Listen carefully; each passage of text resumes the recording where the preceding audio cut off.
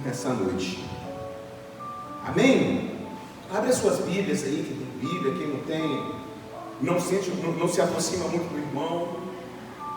Viu? Mudou, tem que mudar a forma de colocar as coisas. Antes a gente falava bem assim, abre as suas Bíblias, quem não tem Bíblia, senta do lado do seu irmão e partilhe com ele. Agora nós vamos, quem não tem Bíblia, continua no seu lugar. Irmão, abra o ouvido para que você possa ouvir o que a palavra tem para dizer. Por quê, pastor? Porque o próprio Espírito fala. Quem tem ouvido, ouça o que o Espírito quer dizer. Amém? Você que está em casa aí agora, de repente sentado no seu sofá, não sei, de repente você está no carro, vendo o seu celular, aonde você estiver agora, eu te chamo você a fechar os seus olhos. Você está de carro dirigindo, não fecha os olhos não, para o carro, porque senão pode dar ruim e falar que o pastor que mandou, né, Duda? Então você para e nós vamos fazer uma oração rápida, precisa, para nós entrarmos e darmos seguimento àquilo que já começou. Senhor, eu quero te louvar, eu quero te agradecer, Espírito Santo, te agradecer por essa oportunidade que o Senhor está nos dando essa noite.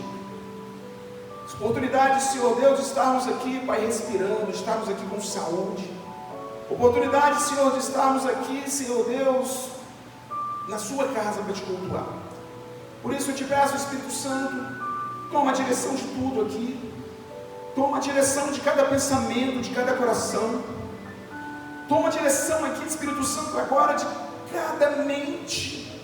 E que toda fortaleza na mente que possa estar nos impedindo de navegarmos na dimensão do seu Espírito, na sua dimensão, Espírito Santo, que agora ela venha cair por terra em nome de Jesus, e que o Espírito do nosso Deus vivo, ele possa ter total controle sobre as nossas vidas, em nome de Jesus. Amém?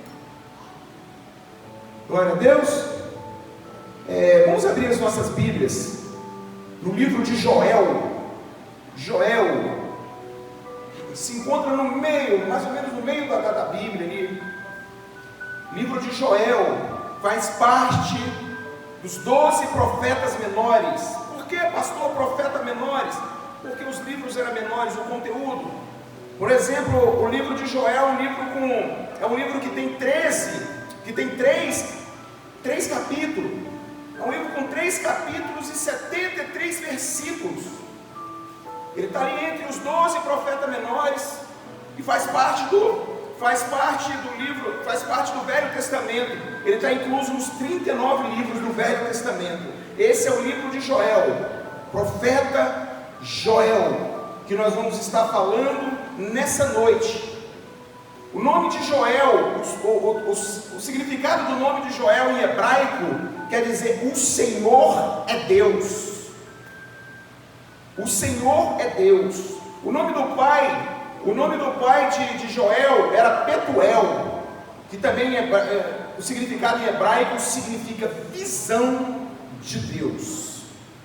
Então nós vamos falar sobre esse livro hoje. Eu quero só adiantar algumas coisas assim para a gente ter um entendimento, uma panorâmica, um entendimento um pouco melhor do que é o livro.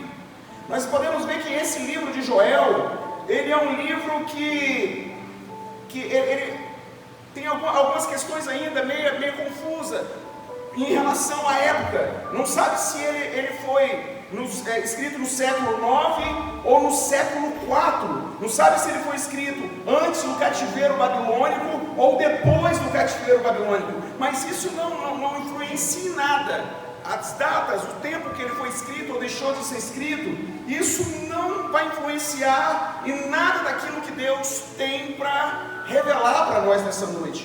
Então eu fiz aqui uma panorâmica, uns bolsinhos, para a gente ter mais ou menos um entendimento para quem quer estudar isso depois. A gente vê aqui que ele é um livro histórico, e eu dividi em 2 partes. A primeira parte é a descrição do juízo. A descrição do juízo. A segunda parte é a descrição da salvação e da restauração.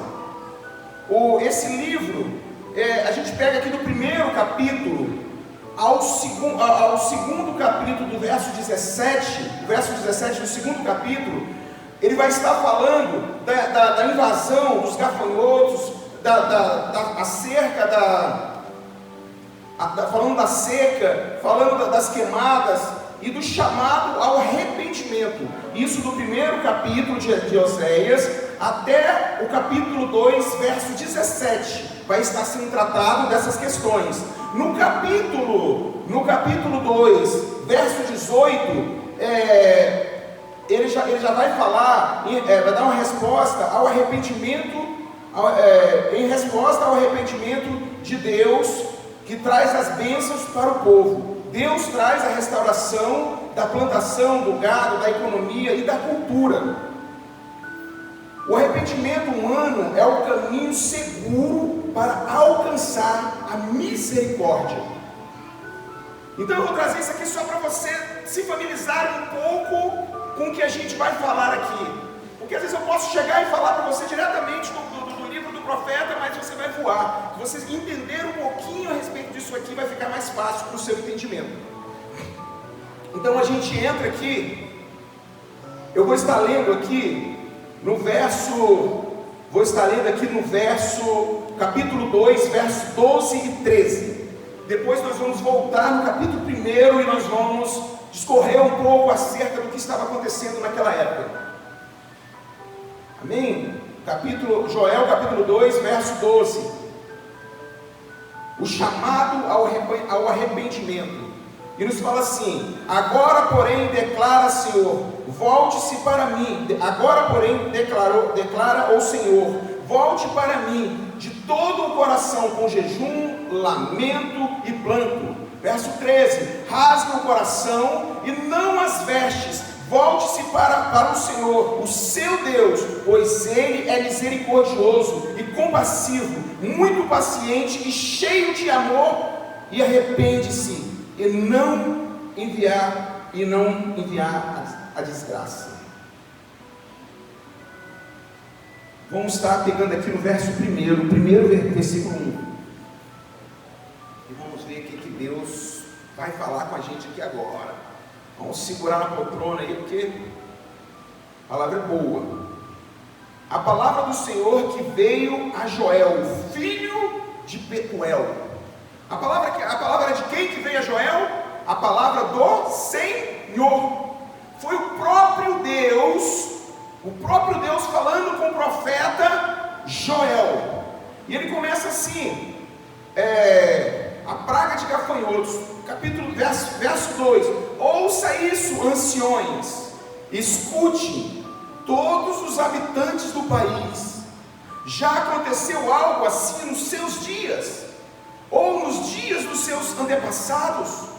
Conte aos seus filhos o que aconteceu, e eles aos seus netos, e os seus netos à geração seguinte.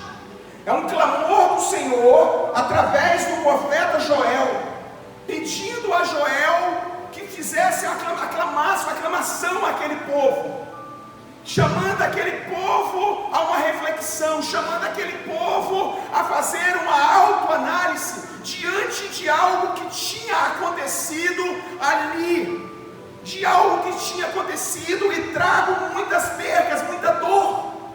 Olha o que ele continua nos dizendo no verso 4: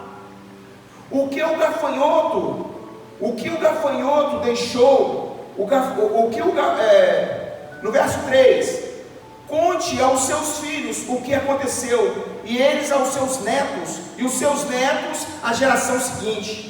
O que o gafanhoto cortou, deixou o gafanhoto peregrino.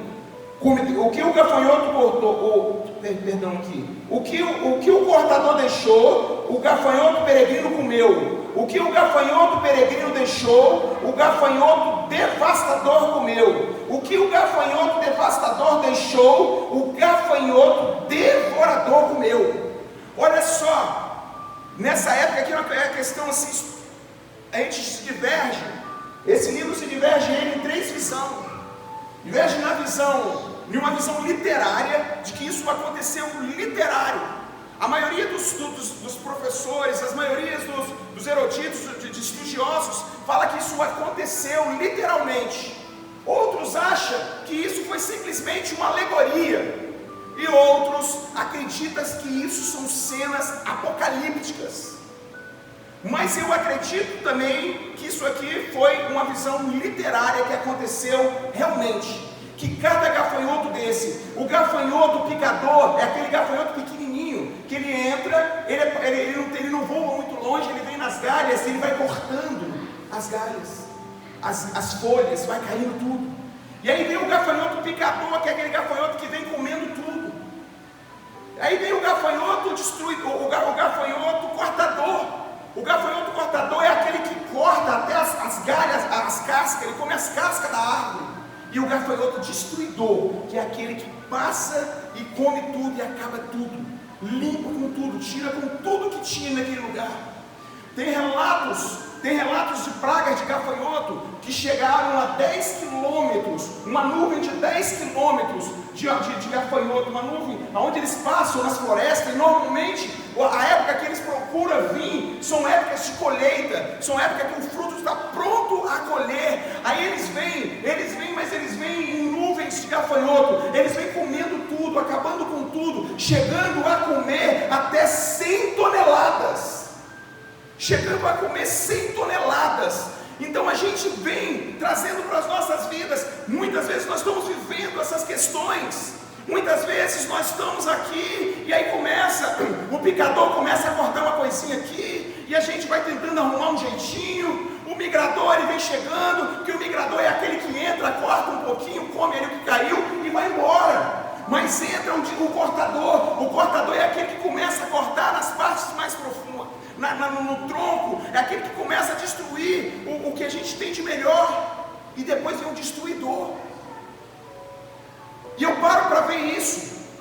Eu paro quando vejo Oséias falando isso e clamando ao povo. Ele inicia dos anciões, dos mais velhos, fala para os jovens, fala para todo mundo o que está acontecendo, fala para todo mundo: olha o que esse gafanhoto fez, olha a destruição que aconteceu.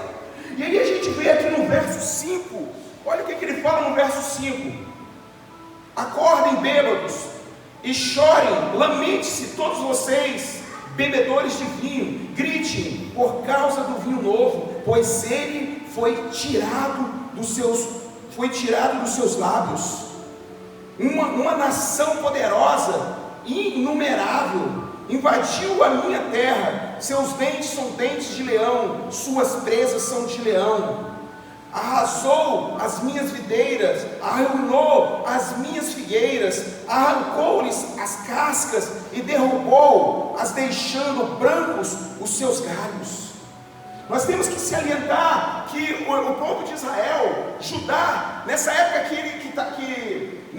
que Joel estava pregando ali, ele estava pregando para a tribo do norte, que era Israel, e a tribo do sul, que era Judá. Ele estava pregando para essas duas tribos, chamando eles a uma conscientização, mostrando para eles o que tinha acontecido. Olha a destruição, e ele fala bem assim: bêbados, acorde bêbados.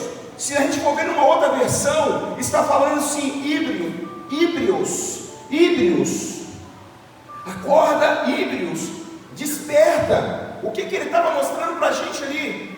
Que diante de toda aquela calamidade, diante de todas aquelas percas, diante de tudo aquilo que o gafanhoto estava fazendo, porque eles eram um povo que vivia da cultura, vivia da pecuária, eles dependiam daquilo ali, mas o povo estava ali se preocupando, estava híbrido, estava se preocupando só com a própria vida, a casa estava caindo de cabeça para baixo, a nação estava entrando em colapso, mas o povo estava preocupado só com seus próprios umbigos, preocupado só com a sua própria realidade, só preocupado em se divertir, só preocupado em tomar o seu vinho, só preocupado em se aproveitar. Será, igreja, que está muito diferente do que nós estamos vivendo hoje, diante dessa calamidade que nós estamos vivendo, diante desse coronavírus, diante de tantas pessoas morrendo, diante de tantas coisas acontecendo. Mas você abre ali o Facebook, quando você abre o Facebook, você vê muita gente postando, muitas festas, muita gente postando um monte de coisas que não tem nada a ver com essa realidade.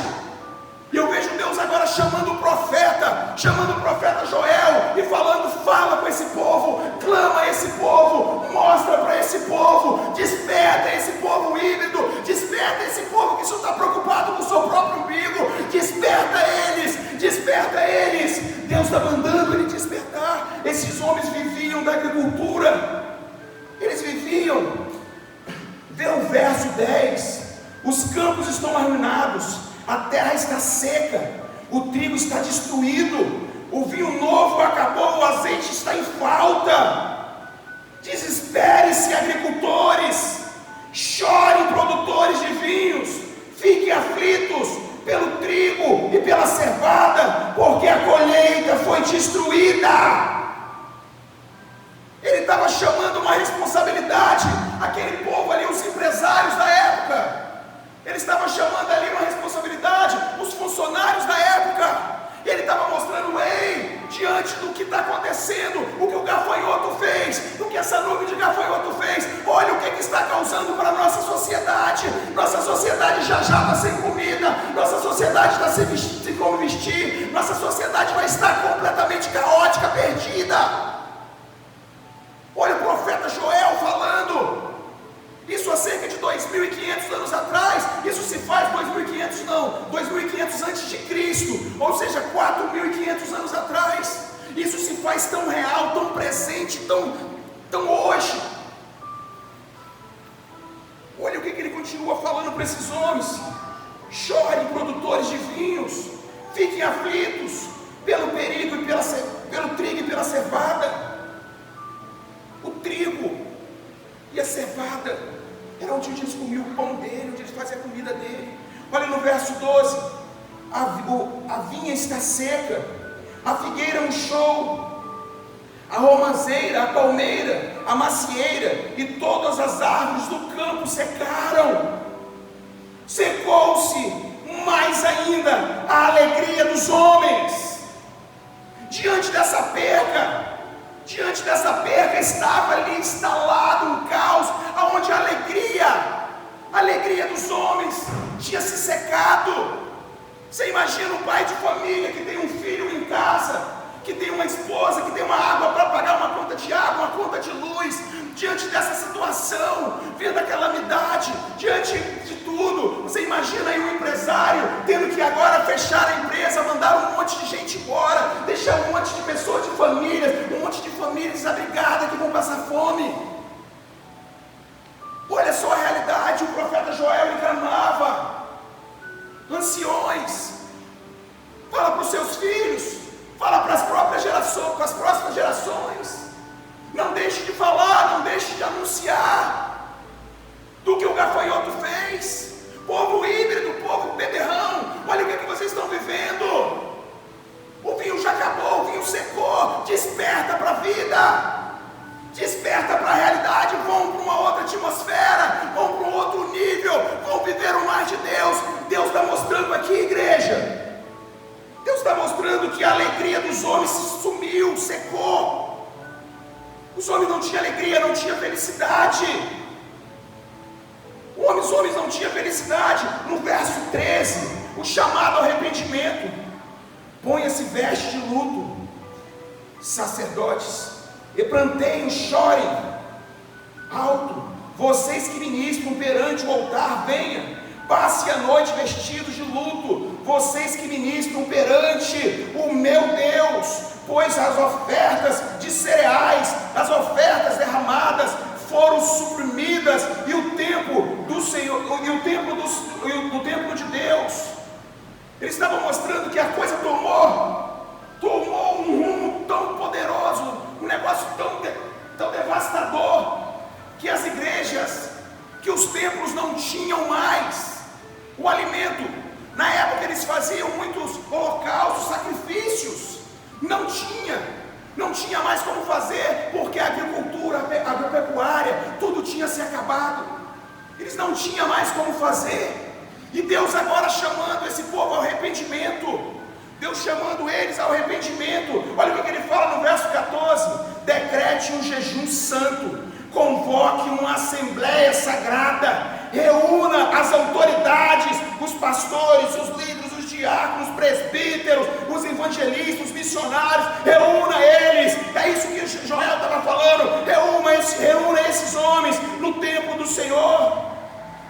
reúne esses homens, todos os habitantes do país. Era uma convocação unânime no templo do Senhor, o seu Deus, e clame ao Senhor.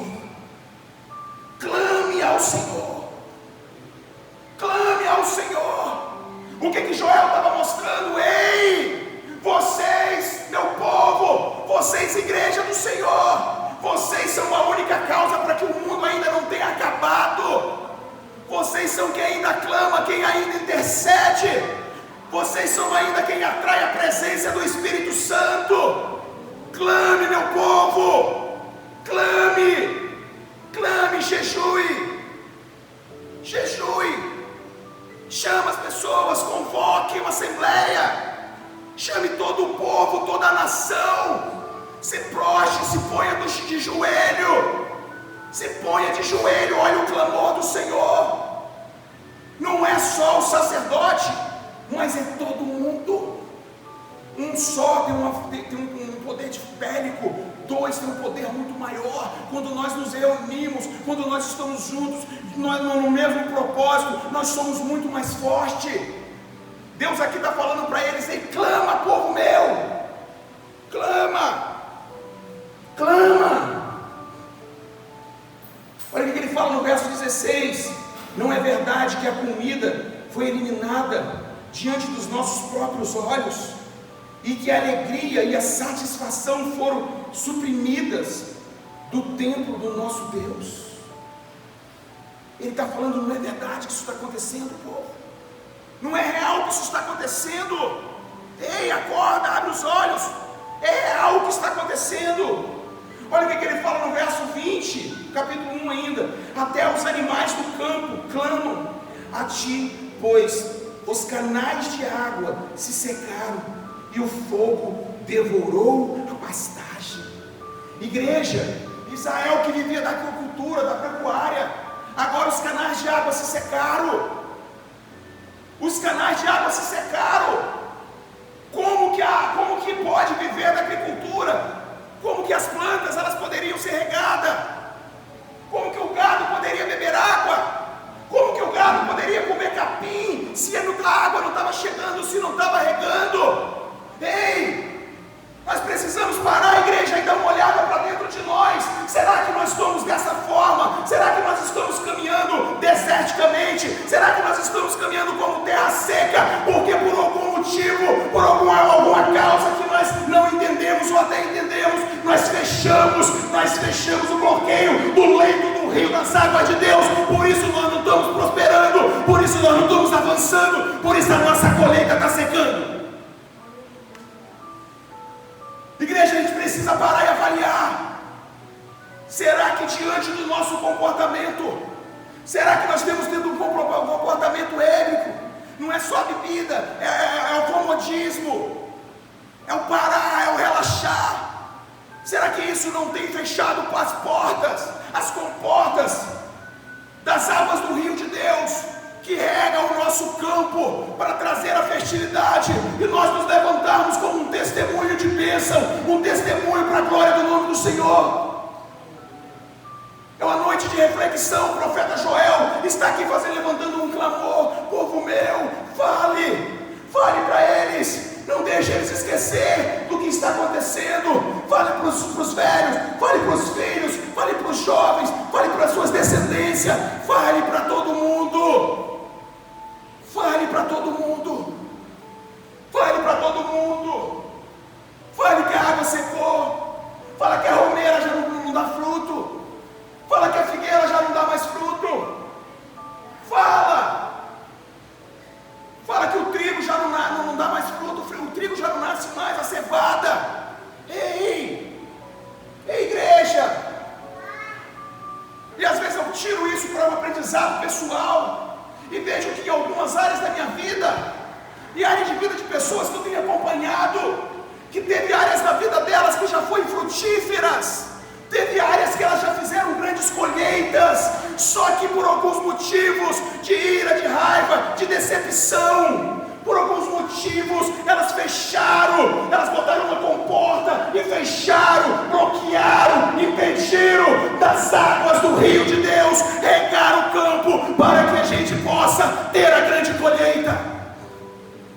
Pastor, como que eu posso fechar a comporta? Pastor, como que eu posso fechar a comporta? Vou te dar uma coisinha muito simples. A falta de perdão, ela pode fechar as comportas das águas do rio de Deus.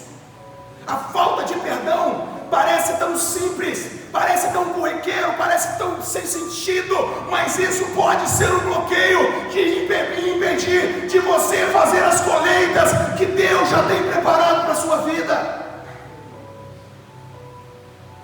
À noite nós fazemos uma reflexão, uma análise. Só tem duas coisas que afastam o homem de Deus: ou é o próprio homem ou é o pecado. Nós temos que parar e fazer essa análise. Por que Deus permitiu que esse exército de gafanhoto viesse como dente de leão, comendo tudo, devastando tudo? Por que Deus permitiu que naquele momento um lugar que era tão próspero, ele viesse se transformar em um lugar estéril, em um lugar infrutífero, em um lugar improdutivo? Ei, nós precisamos fazer essa análise constantemente. Por que algumas áreas da minha vida é infrutífera? Por que algumas áreas da minha vida não está fluindo, não está dando colheita, não está dando frutos? Nós não podemos ficar dormindo. Nós não podemos ficar deitados em berços esplêndidos. Nós não podemos ficar naquela redinha boa, tranquila, balançando para lá e para cá. Ei, o gafanhoto, o picador, o migrador, o destruidor, ele está aí solta, ele está solta. Ele está doido para tirar o sorriso do seu lábio. Ele está doido para te fazer você ficar para baixo, triste, sem sentido, sem vontade de viver. Ele veio para matar, ele veio para roubar, ele veio para destruir. Mas nessa noite eu tenho uma coisa para te dizer: mas tem um que veio para te dar vida e vida com abundância. Quem crê nisso, dê uma salva de palmas, glorifica, exalta o nome do Rei.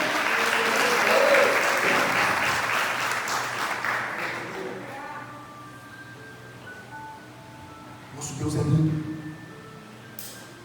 e Ele está chamando esse povo ao arrependimento. Ele está chamando o povo ao arrependimento. Olha o que ele fala no verso 14. Talvez ele volte, olha só, isso é o Joel falando com o povo. Talvez ele volte atrás, arrependa-se, ao passar, deixe uma bênção, assim vocês poderão fazer oferta de cereal, oferta de derramamento, derramadas para o Senhor, o seu Deus. João está falando: ei, tudo está em escassez, tudo acabou. O único que pode mover, o único que pode fazer o sobrenatural é Deus. Clame a Ele, talvez Ele se arrependa. Mas quando Ele se arrepender, que você ganhar a prosperidade de novo, que você receber a prosperidade, ei, vai lá e faça oferta na casa de Deus. Não sou eu, é a Bíblia. É a Bíblia que está nos falando aqui, no capítulo 2, verso 14. Talvez ele volte atrás e arrependa-se, e ao passar, deixe uma bênção, assim vocês poderão fazer oferta de cereal, ofertas derramadas para o Senhor, o seu Deus. Gratidão. Joel está mostrando aqui o povo: gratidão. Seja grato, cele com a oferta as bênçãos que Deus te der. Cele, porque quando você selar, isso é um sinal de gratidão. É o que Joel está falando. Olha o que ele fala no verso 15: toque trombeta em Sião, decrete jejum santo, convoque uma assembleia sagrada, reúna o povo. Reúna o povo, é um chamado ao arrependimento. É um chamado ao arrependimento, igreja. O arrependimento humano é um caminho seguro para alcançar a misericórdia de Deus. Não tem outra forma de alcançar a misericórdia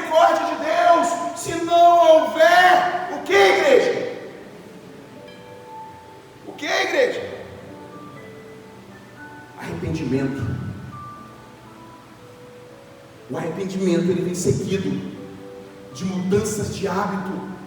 Arrependimento vem seguido de mudança de vida. Se não houver mudança de hábito, se não houver mudança de vida, houve remorso, mas não houve arrependimento.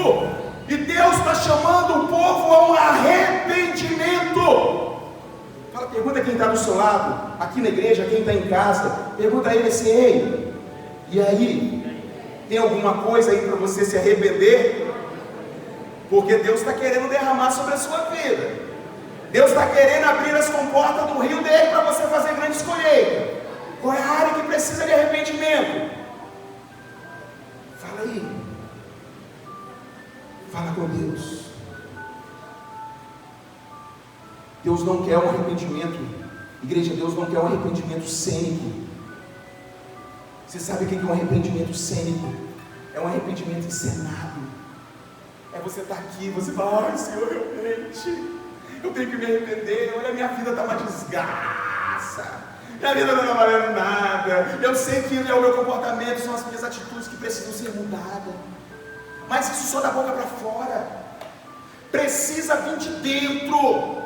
Arrependimento que não dói não é arrependimento. O arrependimento genuíno, verdadeiro, que nos conecta de volta com Deus, que nos liga no reino, que nos faz mais próximo, que nos leva para um outro nível, é o arrependimento que dói. É aquele que dói dentro, é aquele que mexe na nossa carne, mexe nas nossas emoções, e nós falamos: não é o que eu quero, mas é o melhor a se fazer. Ei, igreja, deixa eu te falar um negócio aqui nessa noite. Ei, não é fazer o que eu quero, é fazer o que é preciso para viver o melhor de Deus.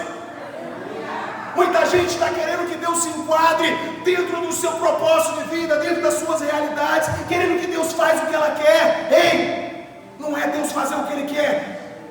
O servo de Deus que entendeu o propósito, o servo de Deus que quer abrir as comportas, o servo de Deus que quer viver o sobrenatural, ele não está esperando, ele não está esperando que Deus faça o que Ele quer, mas ele vira para Deus e fala: Deus, eis-me aqui, envia-me a mim.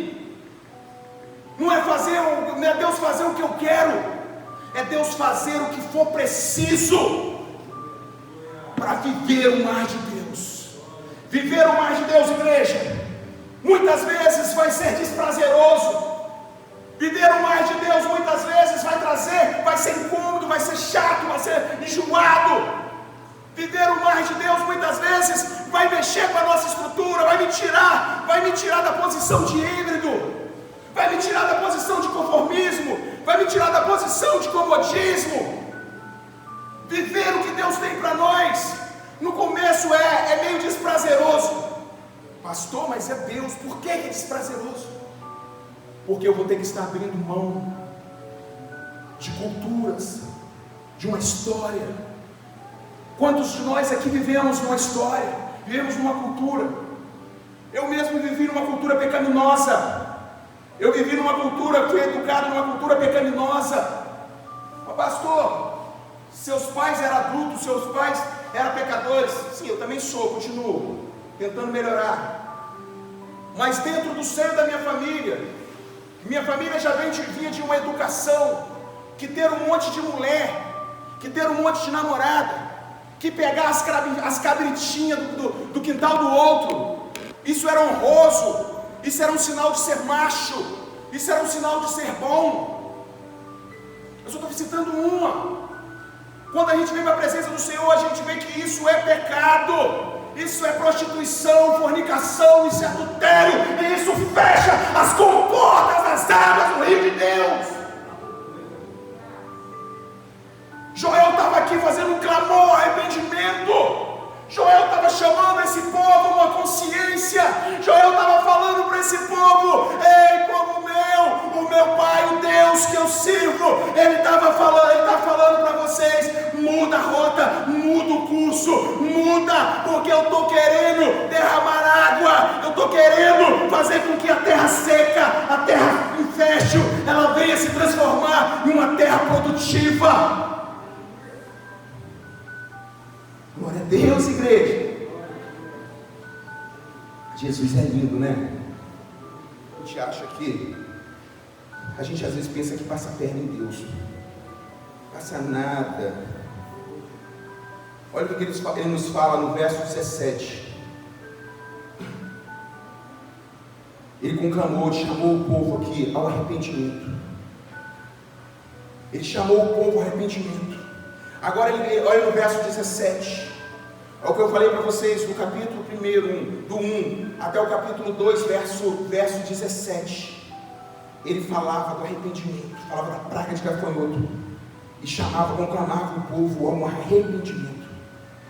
Olha no verso 17 o que fala: que os sacerdotes que ministram perante o Senhor chorem entre os pórticos do templo e o altar, orando, poupando ao teu povo, ao Senhor. O negócio aqui está meio trabalhando. O que é isso?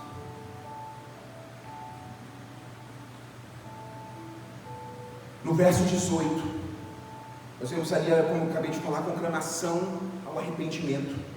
No verso 18, ele já entra com um novo posicionamento, mostrando para o povo uma outra visão, uma outra linha de raciocínio. Deixa eu falar uma coisa com você que está aqui, você que está em casa nos ouvindo. Nós falamos aqui de uma destruição de uma praga que foi permitida pelo próprio Deus, para chamar aquele povo de volta. E essa praga, ela entra, destrói tudo. E Deus orienta Joel para que Joel conclame aquele povo para um arrependimento. Foi a palavra que foi ministrada aqui agora, o quanto que nós precisamos nos arrepender acerca de tantas coisas que nós temos feito ao longo de uma história de vida. Quantas coisas nós trouxemos da linhagem do nosso pai. Quantos espíritos familiares que às vezes eles nos seguem, eles nos acompanham e a gente já entendeu. Quantas pessoas a gente conhece que já virou, a gente, principalmente como pastor, quantas pessoas que a gente viu e fala assim: eu odeio o meu pai porque meu pai batia na minha mãe, porque o meu pai maltratava a minha mãe. Eu odeio meu pai porque meu pai batia na gente, batia nos meus irmãos. Eu odeio meu pai por uma série de coisas. E os anos vão passando, essa pessoa que odiava o pai, ela cresce, se transforma num adulto, casa. E ao longo dos anos, quando ele se apega, ele vê, ele está tendo os mesmos comportamentos que ele odiava, que ele tinha aversão aos comportamentos que o pai tinha lá atrás. E ele começa a reproduzir tudo aquilo que o pai dele fazia com a mãe, fazia com ele, fazia com os irmãos. Irmão, não tem outro jeito de vir a libertação se não houver o arrependimento. E Joel estava chamando esse povo a eles visualizar tudo aquilo que eles estavam vivendo, chamando a eles visualizar, falar para os filhos, falar para as próximas gerações, tudo aquilo que estava acontecendo, e conclamou eles a um arrependimento. Conclamou eles a um arrependimento genuíno para que pudesse haver mudança. Eu sei que tem muita gente aqui que já passou tanto sentimento no coração. E eu queria tirar 2 minutos, eu não quero estender por causa do nosso tempo aqui, ele é muito corrido. Mas eu queria que você rapidamente fizesse uma análise. Faz uma análise da sua vida. De repente você busca até um pouquinho lá atrás, você vai ter que ser bem rápido. Busque lá atrás um comportamento do seu pai, da sua mãe, um comportamento familiar, um comportamento na sua família de esterilidade, um comportamento onde você vê ali os seus, vem de geração, de pai, de tio, de primos, que casam e separam, pai e filhos, primos que têm filhos fora do casamento. Tudo isso são pragas que pode estar vindo seguindo a gente ao longo das nossas gerações. Pode ser coisa que a gente está herdando de pai, de bisavô, de avô. Isso chama-se espírito familiar. E a Bíblia é muito clara quando ela nos fala que nós temos que clamar ao Senhor para que Ele possa quebrar toda a maldição de primeira, segunda, terceira e quarta geração. Primeira, segunda, terceira e quarta geração.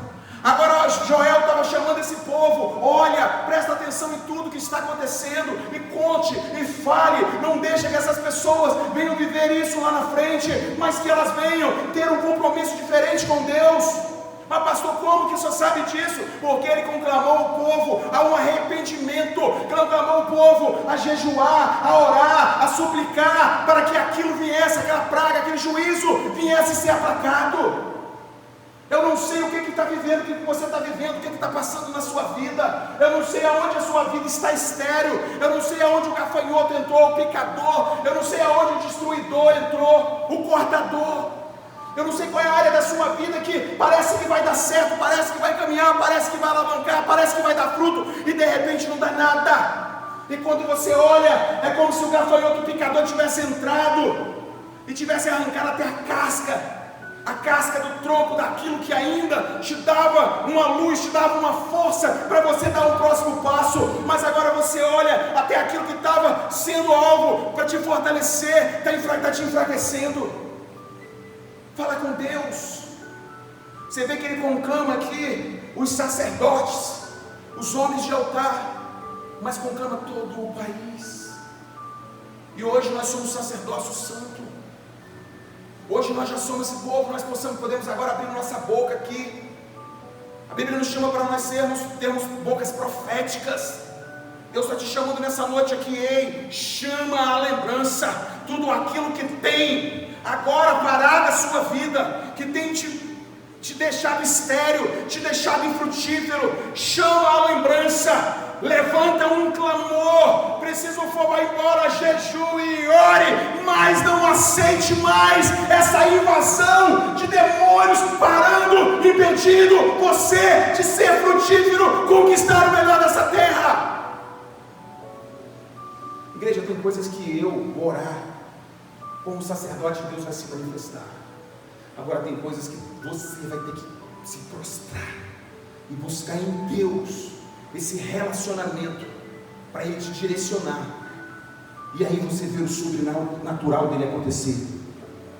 O sobrenatural de Deus. Olha o que ele nos fala no verso 18. Respondeu o Senhor. Ei, o Senhor respondeu o que, igreja? Respondeu o que e respondeu a quem? Verso 18, e respondeu o Senhor. Respondeu a quem? Respondeu ao clamor do povo. Respondeu ao clamor do povo, ao clamor dos sacerdotes, ao clamor dos jovens, ao clamor dos homens, ao clamor de toda a nação. E respondeu o Senhor. Olha o que ele fala, verso 18, capítulo 2, verso 18. Então o Senhor mostrou zelo por sua terra, e teve piedade do seu, vira para quem está do seu lado e fala assim, acabei de descobrir que Deus é um Deus piedoso. Pergunta quem está do seu lado, mas você não sabia disso não?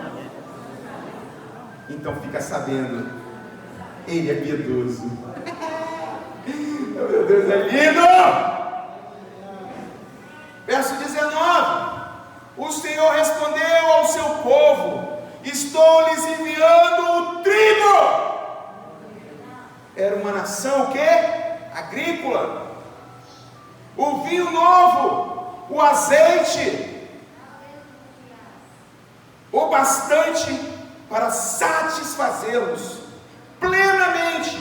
Nunca mais farei de vocês objeto de zombaria para as nações.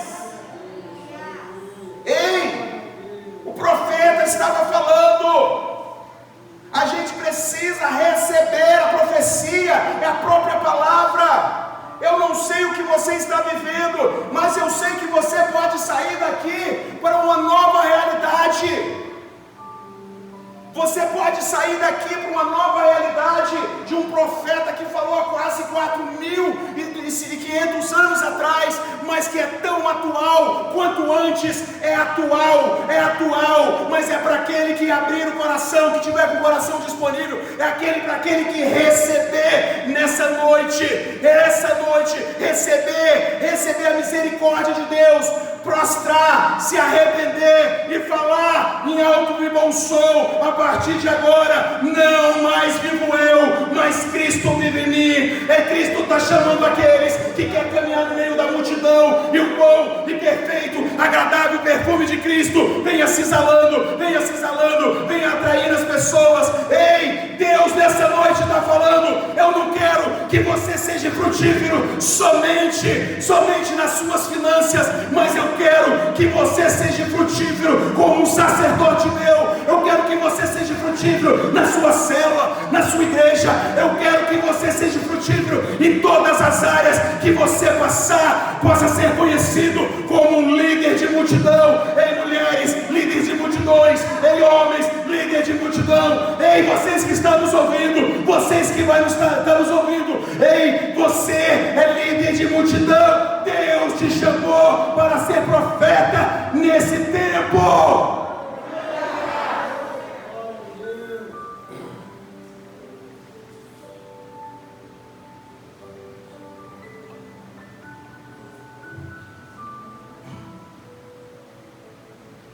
Estou enviando trigo. Verso 20: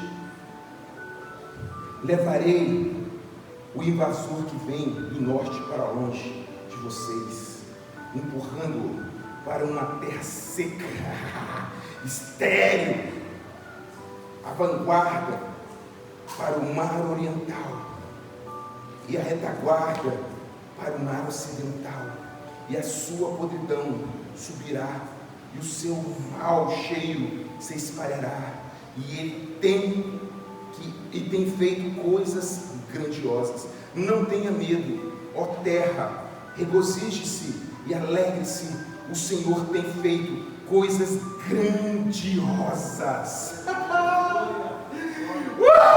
Quem recebe isso no Espírito aí? Quem recebe isso no Espírito, dá uma glória a Deus bem alto.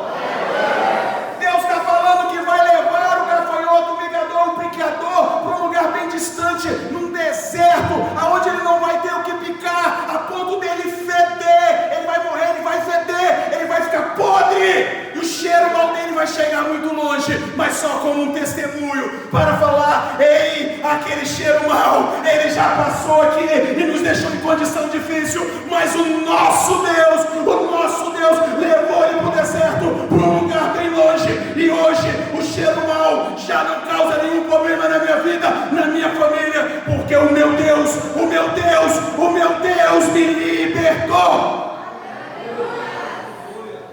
Igreja, isso é profético. Isso é profético, isso é muito profundo. Isso é muito profundo, isso está muito além. Isso está além. Não tem como receber uma profecia na carne. Você vai receber profetada. Agora, quando você que está no Espírito aí, aqui na igreja, em casa, está recebendo essa libertação hoje. É Deus falando que está arrancando todo o demônio que vinha destruindo, que vinha fazendo você ter perdas, que vinha fazendo você perder tantas coisas. Deus hoje está arrancando ele da sua vida, está arrancando ele da sua casa, está arrancando ele do seu relacionamento, está arrancando ele das suas finanças, está arrancando ele da sua empresa, e está levando ele para um lugar bem longe, num deserto bem longe, aonde a única coisa que vai ver dele é o cheiro mau, é o fedor. Deus nessa noite está falando: ei, você que crê, eu acabei de chegar na sua vida, vou mudar a sua história.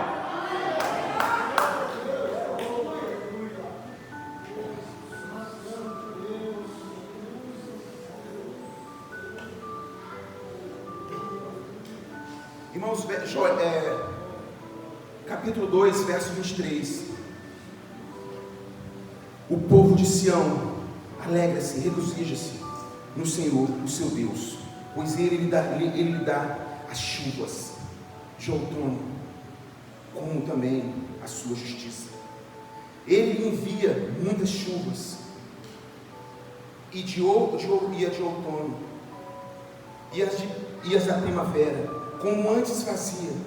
As eiras ficarão cheias de trigo, os tonéis transbordarão de vinho novo e de azeite. Vou compensá-los pelos anos de colheita. Vou compensar pelos anos de colheita. Agora segura aí, segura no verso 25. E o que os gafanhotos destruidor, o gafanhoto peregrino, o gafanhoto devastador, o gafanhoto devorador e o gafanhoto cortador comeu portador, o meu grande exército que eu enviei contra vocês. Ei! É a Bíblia. Quem foi que enviou os gafanhotos? Quem foi que enviou os gafanhotos? Quem foi, igreja? E aí a gente vê qual é o nome de Joel. O Senhor é Deus. Oséias traz aqui: o Senhor é Deus. O Senhor é Deus. Joel está querendo mostrar para a gente aqui que o amor de Deus, o zelo de Deus é tão grande, tão grande, tão grande, e aqueles que têm aliança com Ele, Ele corrige porque ama. Deus corrige todo aquele que tem aliança com Ele. Deus corrige os que amam e açoita os que têm por filho. Nós que somos pais naturais, que temos filhos, quando os nossos filhos começam a fazer um monte de coisa errada, começa a desonrar, começa a ficar muito cheio de pirraça, começa a ficar muito improdutivo, a gente tira o celular, a gente tira o videogame, a gente corta uma televisão, a gente não deixa ele sair para brincar com os amigos, a gente não deixa, tira um monte de coisa. Ei!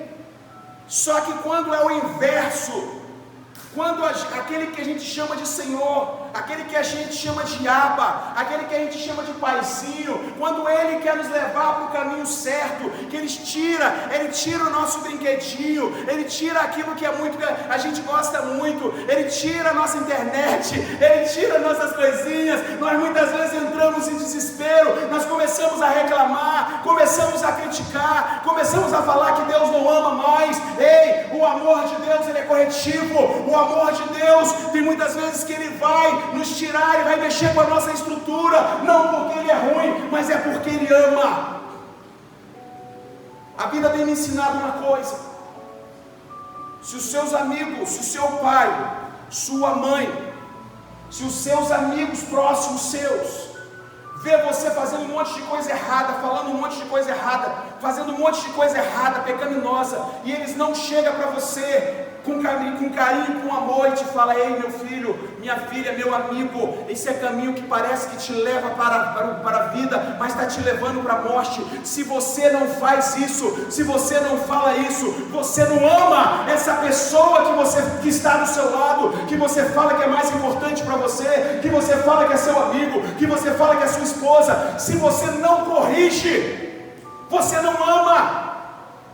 Quem ama corrige. Quem ama confronta, quem ama exorta.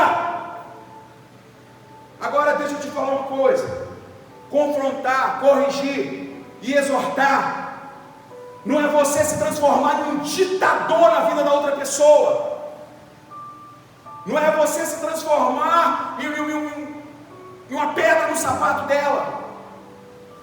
Primeiro aprenda uma coisa: primeiro eu mudo. Primeiro eu mudo a minha atitude, primeiro eu mudo o meu caminhar, primeiro eu mudo o meu comportamento.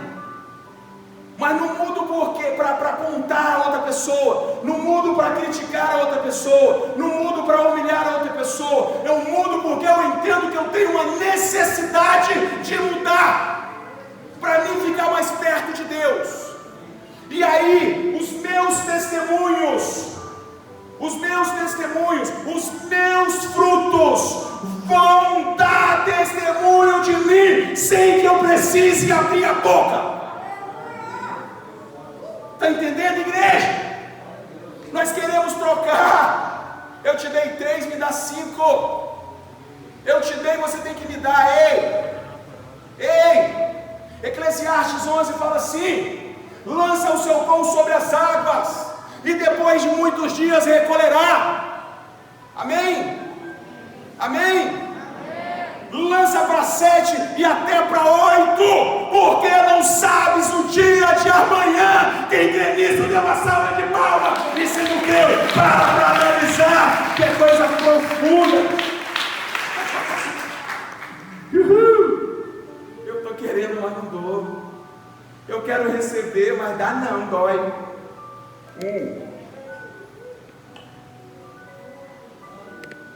Olha só que coisa rica, maravilhosa, desconcertante, mas edificante, e não vai nos aproximar mais de Deus. Lance para 7 e até para 8, porque não sabes o dia de amanhã. Ah, mas se eu fiz para o João Vitor não fez para mim, nunca mais, eu não vou fazer para ninguém, eu não vou ajudar ninguém, porque eu já me decepcionei com o João Vitor. Eu não quero me decepcionar de novo, porque eu já me decepcionei. Agora, decepcionar 2 vezes, errar é humano, permanecer é burrice. Eu não sou burro não, já tenho o que tinha que dar, não vou não. A palavra de Deus, sei lá, se a palavra de Deus serve para um, para outro, mas para mim não. Como é que eu já me decepcionei com um, ainda vou lançar para 7 até para 8? E ele ainda fala, lança a semente e não tire a mão, porque você não sabe se é essa ou se é aquela que vai nascer, ou se é ambas. Quando nós semeamos no canteiro de Deus, nós não esperamos do homem. Quando nós semeamos no canteiro de Deus, nós esperamos do eterno. Quando nós esperamos no canteiro, em Deus, nós não esperamos do homem.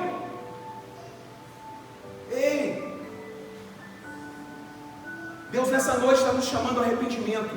Arrependimento gera misericórdia. Misericórdia pelo próximo. Misericórdia. A misericórdia não faz juízo próprio. Quando eu ajo de misericórdia com o próximo, eu dou espaço a Deus para fazer justiça para mim. Quando eu não ajo de misericórdia com o próximo, eu falo para Deus, Deus não faça justiça para mim, porque eu mesmo resolvo os meus barulhos. Ou a gente se arrepende, confia em Deus, ou nós vamos continuar sempre vivendo como vítima do gafanhoto. Amém? Aleluia. E as eiras ficarão cheias de trigo. O gafanhoto, você viu? Acabou com isso. Olha o que ele nos fala no verso 26. Vocês comerão até ficarem satisfeitos e louvarão o nome do Senhor. Cara, toda vez a gente precisa aprender a ser grato. A gente quer comer, sentar nas melhores mesas, comer os melhores manjares, mas muitas vezes a gente não entende que se a melhor mesa, o melhor manjar chegou na minha casa, eu estou sentado nela, é porque Deus deu força ao homem do campo, é porque Deus trabalhou com uma série de pessoas, com os caminhoneiros, com um monte de gente. Deus deu livramento, por isso chegou na minha mesa. Então agora eu preciso aprender a ser grato. Vocês comerão até ficar satisfeitos e louvarão o nome do Senhor, o seu Deus, que faz maravilhas em favor de quem? De vocês, nós. Nunca mais o meu povo será humilhado. Nunca mais é um negócio bem distante, não é? Nunca mais isso vai adentrar, e se a gente permanecer obediente e fiel, isso vai pegar as nossas prole, a nossa descendência, a nossa geração. Mas se nós aprendermos que a gente precisa orar, jejuar, se arrepender e não ficar como um nécio, à mercê de toda a investida do inimigo. Deus está chamando a gente aqui, falando: ei, homens, ei, mulheres, chega! Pergunta para mim aí, você que está em casa, chega o que, pastor? Chega de vitimismo, levante e marche, que o seu Deus vai te honrar. Aleluia!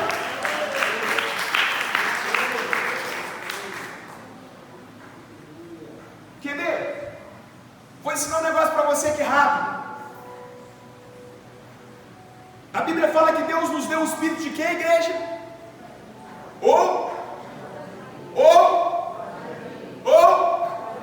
Fala bem alto,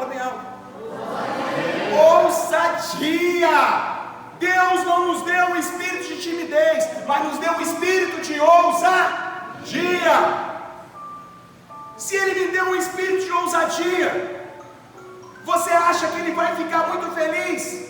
Que todas as minhas orações, todo dia que eu chego perto dele, eu chego como vítima, eu chego como coitadinho, eu chego como o cocô do cavalo do bandido, eu chego como a pior pessoa, eu chego como o pior de tudo, eu chego como nada dá certo. Ei, o espírito que Ele te deu, que habita em você, é o espírito de ousadia. Não, a murmuração não alegra o coração de Deus, a murmuração não alegra o coração de Deus, mas ela alimenta o monstro, alimenta o diabo, porque quanto mais você murmura, mais fortaleza Satanás cria na sua mente, mais ele te distancia dos milagres de Deus e mais fraco você fica. A murmuração é veneno. Fala para quem está do seu lado aí, igreja, a murmuração é veneno. Murmuração é veneno.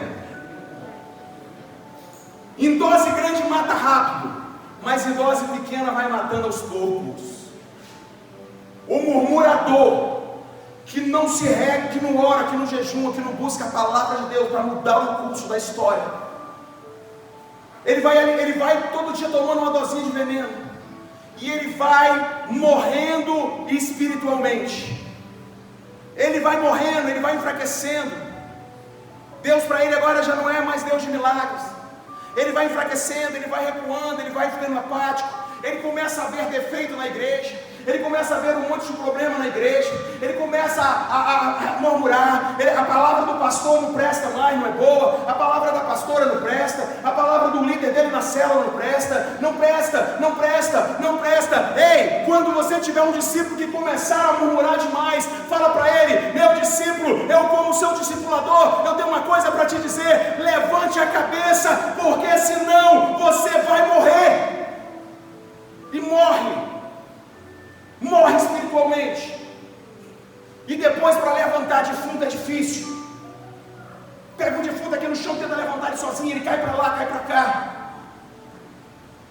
Tem uma diferença de um defunto está morto, e a diferença de uma pessoa que caiu. O que caiu, você fala para ele: você quer ajuda, meu irmão? Quero. Então estenda as suas mãos. Você vai pegar ele e vai levantar. Aí ele caiu, pastor, está caído.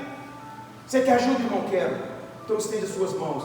Agora não é a hora de levantar a mão, não. Agora não é a hora de estender a mão, não. Então tá bom, então agora também não é a hora de fazer força com você, não. Depois eu volto. Que legal. Ei, não tem como dar comida para quem não tem fome. Se você for dar comida para quem não tem fome, você vai arrumar um inimigo. Que cara chato, tá vendo que eu não quero e fica empurrando isso em mim. Que legal. Jesus é lindo. E eu tenho uma coisa para dizer hoje. Arrependa-se. Arrependa-se. Arrependa-se. Arrependa-se. Você se arrependendo, você só vai estar fazendo um favor para você mesmo. Você vai estar fazendo um favor para você mesmo. Você vai estar abrindo as portas, as comportas que estão fechadas, que você fechou com a sua murmuração, com a sua falta de perdão. Essas portas que você fechou, de que Deus está querendo abrir para jorrar água no campo e você ter grandes colheitas. Arrependa-se hoje. Arrependa-se hoje. E Deus vai mover, vai mudar a sua história. Arrependa-se. E hoje a gente vê aqui um profeta. Arrependa-se. Só quero falar mais uma coisa. Aqui no capítulo 2:32 fala bem assim: e todo aquele que invocar o nome do Senhor será salvo, pois conforme prometeu o Senhor, no monte de Sião, em Jerusalém, haverá livramento para os sobreviventes, para aqueles a quem o Senhor chama. O que está querendo dizer aqui? Aqui é uma tipologia claríssima da graça de Deus. A graça de Deus agindo lá no Velho Testamento, há cerca de 4.500 anos antes. A graça de Deus já estava fluindo naquele lugar. A graça de Deus já estava sendo derramada, igreja. A graça de Deus estava sendo derramada, porque Deus já tinha propósitos enormes, propósitos grandes, propósitos maravilhosos. Deus tinha um propósito para a minha vida, um propósito para a sua vida. O propósito de Deus, há cerca de 2.500 anos atrás, o propósito de Deus era consertar a besteira, a burrice que Adão fez lá atrás. O propósito de Deus, aquele que descia todos os dias na virada da noite, para conversar ali com Adão, para bater papo com Adão, e a Bíblia nos fala que um pecou e todos foram destruídos da glória de Deus. Agora Deus agora começa a trabalhar os profetas. Deus começa a trabalhar os profetas, e Joel entra aqui como um dos profetas do Pentecostes. Joel entra aqui agora já anunciando o Pentecostes. Joel entra agora com braços fortes, e a palavra nos fala aqui no verso 28, abra seus ouvidos, igrejas, e depois disso derramarei do meu Espírito sobre todos os povos. Os seus filhos e as suas filhas profetizarão, os velhos terão sonhos, os jovens terão visão, até sobre os servos e as servas derramarei do meu Espírito. Naqueles dias mostrarei maravilhas no céu e na terra, sangue, fogo e nuvens de fumaça. Você sabe o que é isso, igreja? Isso se cumpre, igreja, sabe aonde? Lá em Atos 2. Atos 2, 2.500 anos na frente, depois. 2.500 anos depois, Deus derrama o Espírito. Deus derrama o Espírito Santo sobre a igreja, sobre os velhos, sobre os servos, sobre as servas. Ei, igreja, deixa eu te falar uma coisa para você que está em casa, para você que está aqui: não tem distinção, não tem distinção. Isso não é comprado, isso não é só para o rico, isso não é só para o branco, isso não é só para o preto, isso não é só para os inteligentes, isso é para todo mundo. É para todo mundo. O Espírito de Deus é para todo mundo. Foi derramado sobre toda a carne. Foi derramado sobre toda a carne.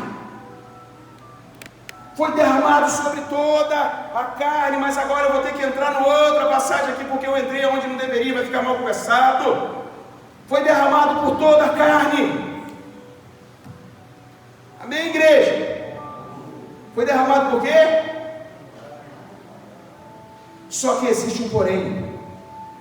Só que existe uma coisa: ele foi derramado sobre toda a carne.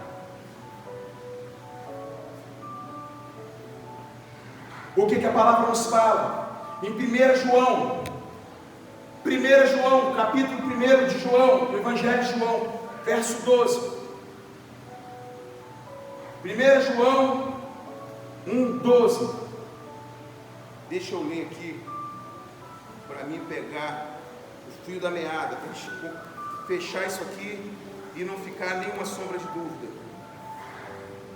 1 João 1:12, que nos fala bem assim: contudo, aos que o receberam, os que creram em seu nome, que creram, receberam quem? Jesus. Creram no nome de quem? De Jesus. Deu-lhes o direito de tornarem filhos de Deus, aos quais não nasceram por descendência natural, nem pela vontade da carne, nem pela vontade de algum homem, mas nasceram de Deus. O que eu quero falar aqui, igreja? Primeira coisa, para receber esse Espírito que foi derramado sobre toda a carne, precisa se render aos pés de Jesus. Não tem como receber esse Espírito se não aceitar Jesus. Você que está em casa aí, a todos aqueles que receberam, deu o direito de ser chamado filho de Deus. Quem ainda não aceitou Jesus não é filho, é criatura. Então eu preciso aceitar Jesus, porque o próprio João continua aqui no verso 14, 17 de João mesmo, capítulo 14, verso 17, nos fala bem assim: o Espírito da verdade, o mundo não pode recebê-lo, porque não o vê, nem o conhece, mas vocês o que conhecem, pois ele vive com vocês e estará em vocês. Estão alcançando, igreja?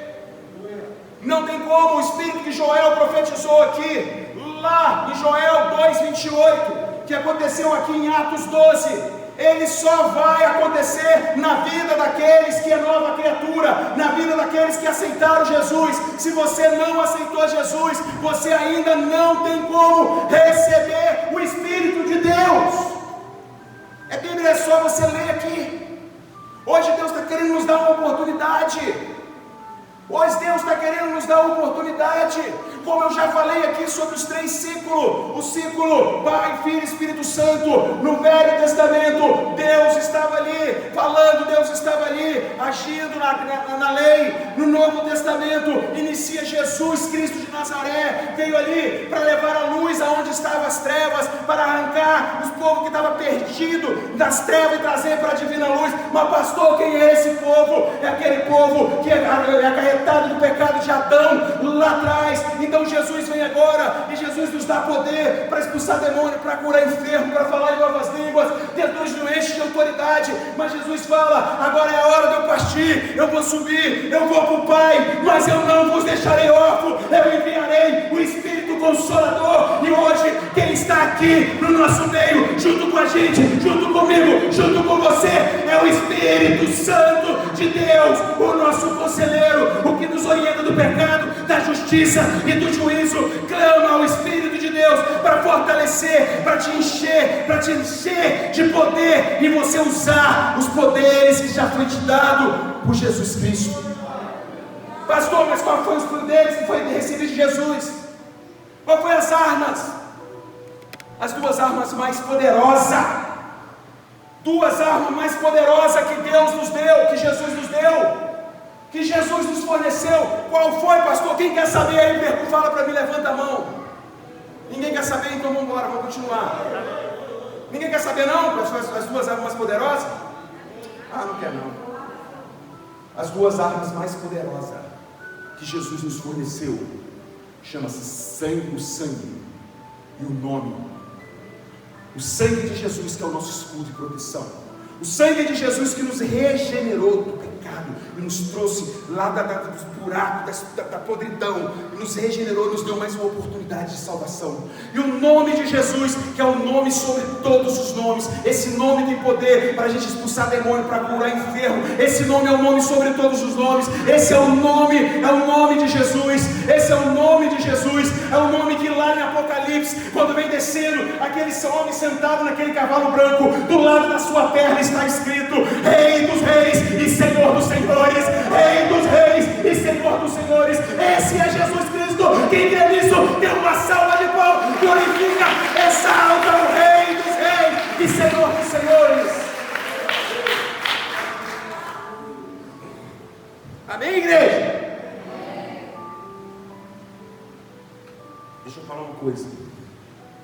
Usar o sangue de Jesus é para doido. Não vem querer viver o sobrenatural no natural. Não venha querer viver milagres do sobrenatural de Deus caminhando no carnal. Não vai viver milagres de Deus, sobrenatural de Deus, no natural. Para mim viver o sobrenatural de Deus, eu tenho que ir para o sobrenatural. Para mim ver milagres de Deus, eu tenho que sair da carne. Para mim viver milagres de Deus, eu tenho que sair da carne. Eu tenho que crucificar a minha carne. Eu tenho que doutrinar o meu corpo, doutrinar os meus hormônios, doutrinar a minha natureza. E de madrugada eu falo assim, 4 horas da manhã, eu vou levantar para me bater papo com o meu amigo, com o meu colega, com o meu conselheiro. E a cama está friazinha, o ventilador está ligado, aí eu estou com vontade de levantar. Mas o meu amigo, que é muito mais importante do que o frio, do que o meu colchão, ele está lá no meu altar de conserto, no meu altar de oração. Ele já chegou, Ele está lá me esperando. Igreja, deixa eu te falar uma coisa.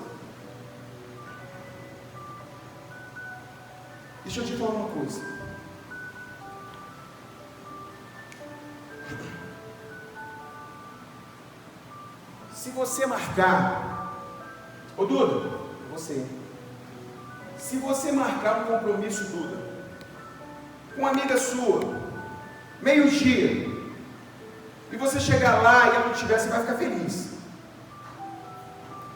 Aí tá bom, mas você leva, aí marca outra vez, meio-dia, chega meio-dia e 15, marca outra, chega meio-dia e meio, marca outra, chega 1h. Cara, é tão prazeroso isso, não é? Você marcar com a pessoa e ela chegar a hora que ela quiser. É você marcar com uma pessoa que muitas vezes você considera ela como um amigo, mas ela te desrespeita. É um desrespeito você marcar uma hora com uma pessoa e chegar muito depois, a não ser que você tenha um argumento muito plausível. Isso aconteceu por isso. Ô meu amigo, está tranquila, foi uma fatalidade. Amém? Mas quando é rotineiro, quando acontece com frequência, isso é mau caratismo. Isso é mau caratismo porque a pessoa está lá te esperando, falta de consideração. Isso é mau caratismo. Nós precisamos rever alguns conceitos. Pastor, mas por que você está falando isso?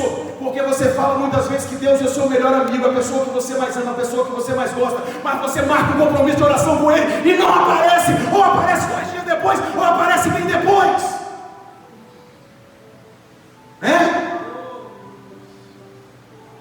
Deus não é brinquedo. Deus não é igual aquele amigo que você não respeita. Se bem que você tem que respeitar ele também. Nós precisamos mudar os nossos conceitos. Fazemos compromissos com Deus, fazemos promessa para Deus, não pagamos, viramos as costas para Deus, e na hora que a gente está na situação difícil, oh Deus, tenha misericórdia de mim, eu estou orando e jejuando, o Senhor não olha para mim. Toma vergonha, cara de pau. Toma vergonha. A gente está conseguindo respeitar Deus, que a gente fala que é pai, que nós somos servo. Servo não tem direito, servo não questiona, servo cumpre, servo faz. Que servo sou eu que faço o que eu quero, na hora que eu quero, do jeito que eu quero. Ei, Deus não caminha com servos independentes.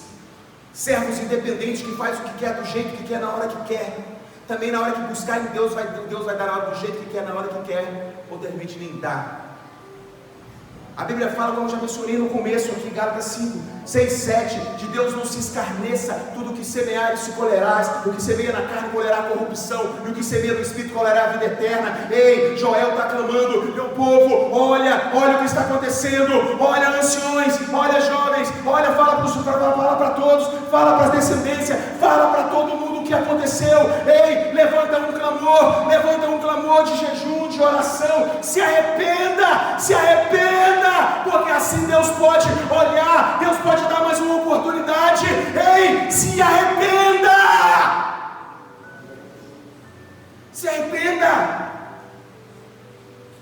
vou fechar porque esse negócio vai estender, eu não posso estender mais, só quero falar mais um versículo para a gente fechar. Segunda Crônicas 7,14.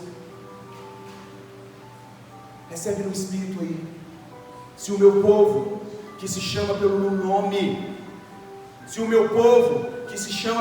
nome, se humilhar e orar e buscar a minha face, olha a condição, então eu ouvirei dos céus, sararei a terra e perdoarei os seus pecados. Não tem perdão de pecado sem arrependimento.